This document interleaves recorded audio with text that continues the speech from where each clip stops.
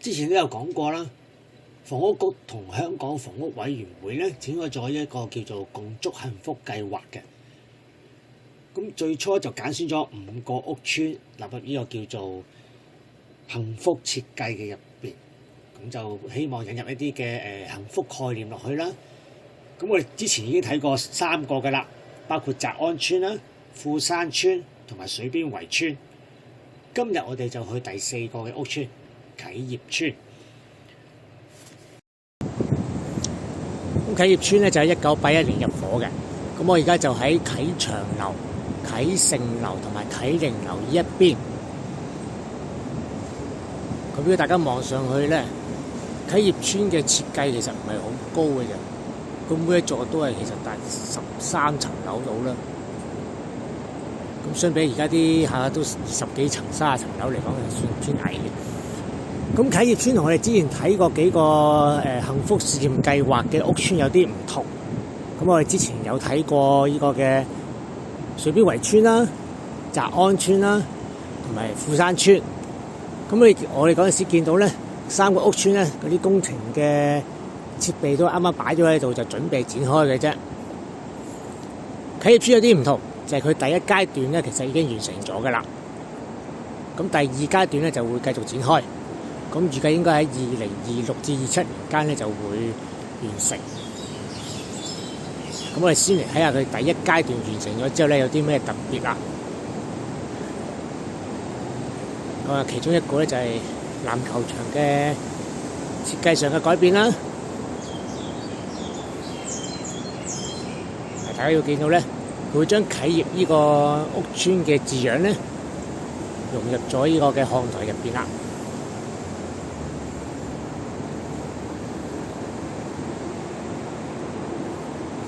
頭先嗰邊就係中文，而家呢邊咧就係英文。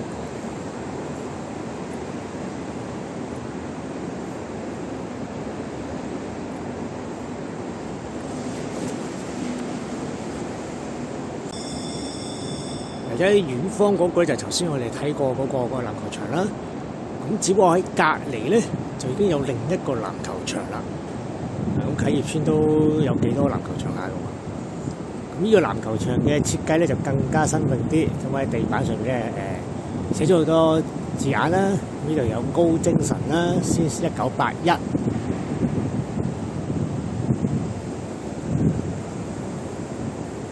咁亦都有將啟業邨嘅字樣啦刻上喺地板上邊啦。呢邊就刻咗 Hong Kong 香港 Teamwork， 咁啊翻新過嘅。咁呢個籃球場咧就另外再有其他設計嘅，你要見到個地板畫咗好多線啦，咁就有一個呢個係一個羽毛球場嚟噶，不過只係冇網嘅啫。咁另外佢亦都有畫咗線係可以手球場，咁啊可能可以俾唔同種類嘅運動都可以喺度展開啦。另外你會見到咧，呢個籃球場咧就更加突出嘅。比頭先睇嗰個籃球場啦，佢就用咗6種日出主題嘅色彩。咁其實頭先嗰個都有㗎，不過呢個咧就畫晒喺地板，就更加明顯。咁呢6種日出主題色彩咧就包括紅啦、橙、黃、綠、深藍同淺藍。咁另外都有隔離，其實有一條畫咗出嚟一條側邊，佢就叫做步徑啦，或者呢個叫平車道都得嘅。呢個籃球場都犀利啦，咁就可以有好多種活動可以一齊進行嘅。好，咁我哋繼續行落去參觀埋其他啟業邨其他嘅設施。呢個咧就喺其他屋邨咧好少見到嘅設施，好似就攀登架，但係我就覺得唔似啊，應該咁啊，似乎係設計嚟俾居民掛衫即係晾衫用嘅地方嚟。係咪嘅咧？好似啊，係嘛？係咪即係專登設計嚟俾居民晾衫嘅咧？咁我就會研究過，咁可能要村民先知啦。咁我哋穿過咗頭先嗰3棟啟盛、啟寧同啟祥樓之後咧，後邊就有呢個嘅停車場。咁當然我哋唔係嚟參觀停車場啦。就係停車場上邊嘅啟業運動場。咁我哋未上呢個嘅運動場之前咧，就先睇睇呢一啲好似貨櫃設計嘅外牆先。咁就係啟業市場嚟嘅。咁佢喺2017年翻新之後咧，就都有啲新嘅概念喎，好似啲貨櫃咁砌成一個外牆。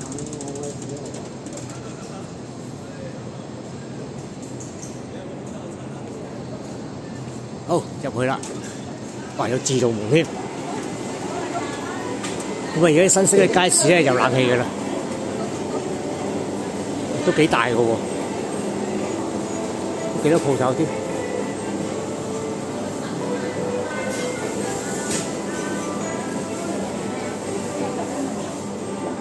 咁佢街市嘅另一邊咧，就有一條走廊啦。咁係專做食肆嘅，咁入邊呢一笪都係食肆嚟嘅，仲有位坐添嘅。好，啟業運動場，咁就喺停車場嘅天台，即係5樓，咁就冇升降機嘅，咁即係要行樓梯上嚟啦。咁所以未開波先熱身。咁呢個叫文芳，咁就喺2019年咧，引入一啲嘅商業元素咧，進行一個翻新。咁呢個運動場都幾巴閉㗎，咁攞過一啲國際性嘅建築設計獎㗎。咁之後咧，呢個地方都成為一個籃球聖地，咁有一啲嘅專業嘅籃球比賽會喺度進行㗎。咁平時就開放俾村民使用嘅。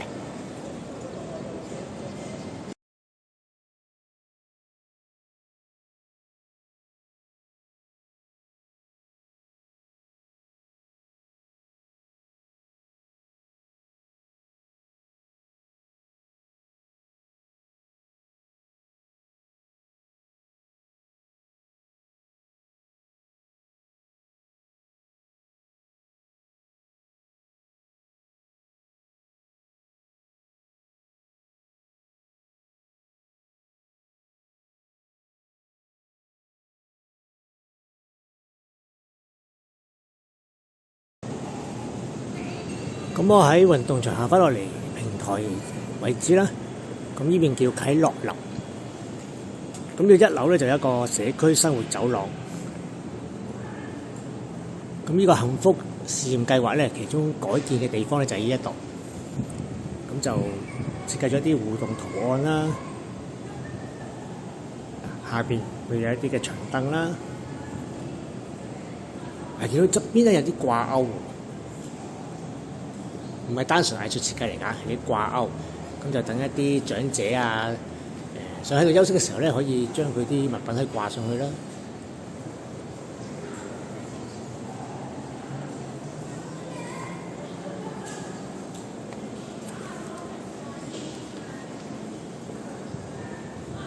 咁呢個亦都有一啲嘅伸展動作嘅提示啦，等啲村民可以喺度做下運動咁樣嘅。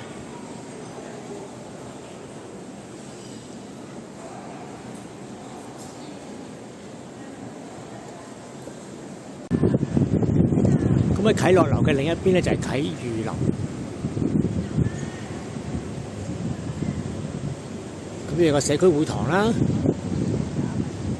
中間係一個好大嘅休憩地方。咁圍住側邊咧會有一啲嘅食肆啊，同埋其他嘅商鋪咁樣嘅。